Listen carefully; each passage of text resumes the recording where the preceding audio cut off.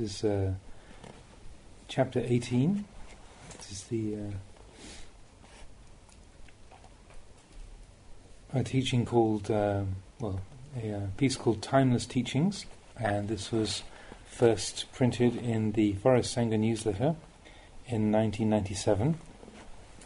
And I'm not sure who the translator of this is, but it's a fairly short piece, and so we'll do this one first, and then the next one, which is number 19, chapter 19, Fragments of a Teaching.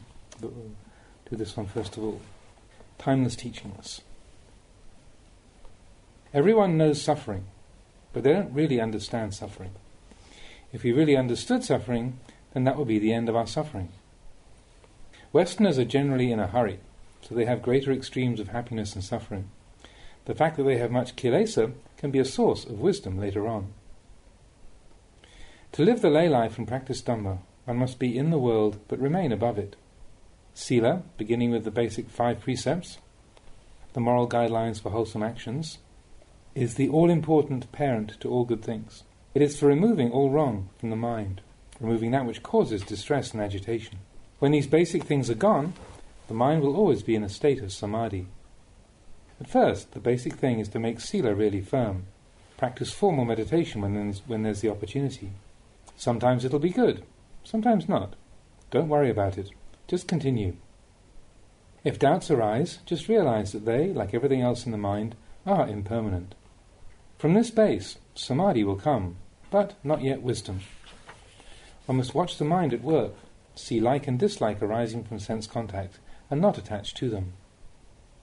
Don't be anxious for results or quick progress. An infant crawls at first, then learns to walk, then to run, and when it's fully grown, can travel halfway around the world to Thailand. Dana, giving or generosity, if given with good intention, can bring happiness to oneself and others. But until sila is complete, giving is not pure, because we may steal from one person and give to another. Seeking pleasure and having fun is never ending. One is never satisfied. It's like water in a jar with a hole in it. We try to fill it, but the water is continually leaking out. The peace of the religious life has a definite end. It puts a stop to the cycle of endless seeking. It's like plugging up the hole in the water jar. Living in the world, practicing meditation, others will look at you like a gong which isn't struck, not producing any sound. They will consider you useless, mad, defeated. But actually, it's just the opposite. As for myself, I never questioned the teachers very much. I've always been a listener. I would listen to what they had to say, whether it was right or wrong. It didn't matter. Then I would just practice. The same as you who would practice here. You should not have all that many questions. If one has constant mindfulness, then one can examine one's own mental states. We don't need anyone else to examine our moods. Once when I was staying with an Ajahn, I had to sew myself a robe. In those days there weren't any sewing machines. One had to sew by hand, and it was a very trying experience. The cloth was very thick, and the needles were dull. One kept stabbing oneself with a needle. One's hands became very sore. Blood kept dripping on the cloth. Because the task was so difficult, I was anxious to get it done. I became so absorbed in the work that I didn't even notice that I was sitting in the scorching sun, dripping with sweat. The Ajahn came over to me and asked me why I was sitting in the sun and not in the cool shade. I told him that I was really anxious to get the work done. "Where are you rushing off to?" he asked. "Oh, I want to get this job done so that I can do my sitting and walking meditation," I told him. "When is our work ever finished?" he asked. Oh, this finally brought me around. Our worldly work is never finished," he explained. "You should use such occasions as this as exercises in mindfulness. And then, when you've worked long enough, just stop. Put it aside and continue your sitting and walking practice." Now I began to understand his teaching. Previously, when I sewed, my mind also sewed, and even when I put the sewing away, my mind still kept on sewing. When I understood the Ajahns' teaching, I could really put the sewing away. When I sewed, my mind sewed, but when I put the sewing down, my mind put the sewing down also. When I stopped sewing, my mind also stopped sewing. Knowing the good and the bad in travelling or in living in one place, you don't find peace on a hill or in a cave, You can travel to the place of the Buddha's enlightenment without coming any closer to enlightenment. The important thing is to be aware of yourself. Wherever you are, whatever you're doing. Virya, effort, is not a question of what you do outwardly, but it's just a constant inner awareness and restraint.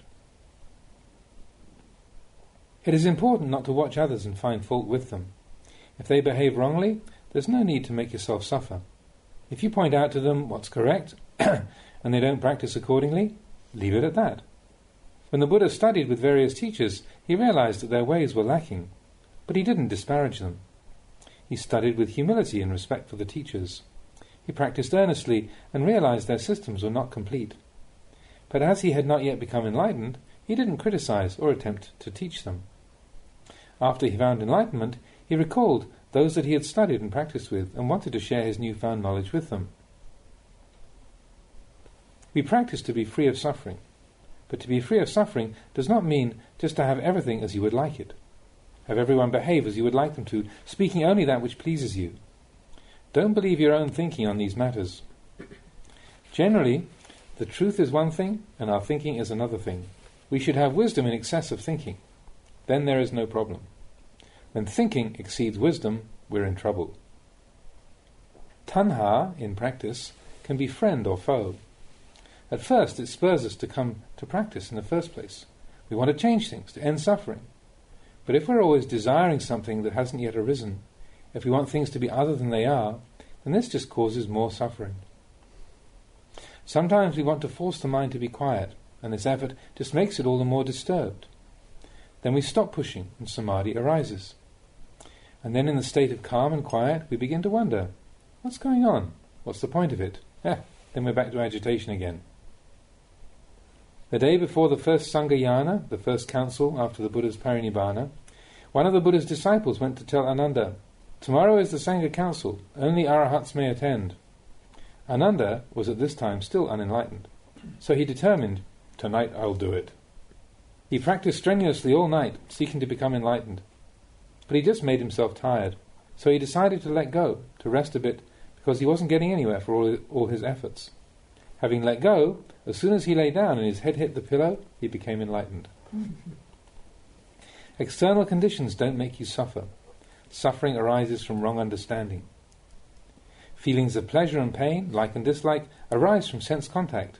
You must catch them as they arise, not follow them, not give rise to craving and attachment, which is in turn causing mental birth and becoming. If you hear people talking, it may stir you up. You think it destroys your calm, your meditation. But you hear a bird chirping and you don't think anything of it.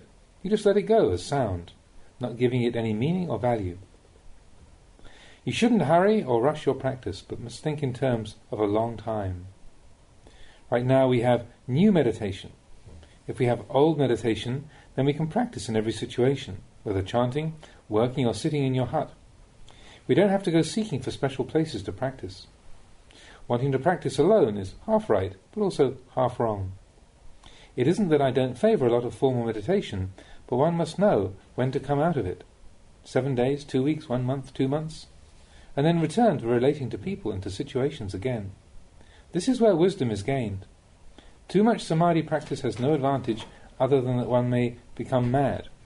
Many monks, wanting to be alone, have gone off and died alone. Having the view that formal practice is the complete and only way to practice, disregarding one's normal life situation, is called being intoxicated with meditation. Meditation is giving rise to wisdom in the mind. This we can do anywhere, any time, and in any posture. Everyone.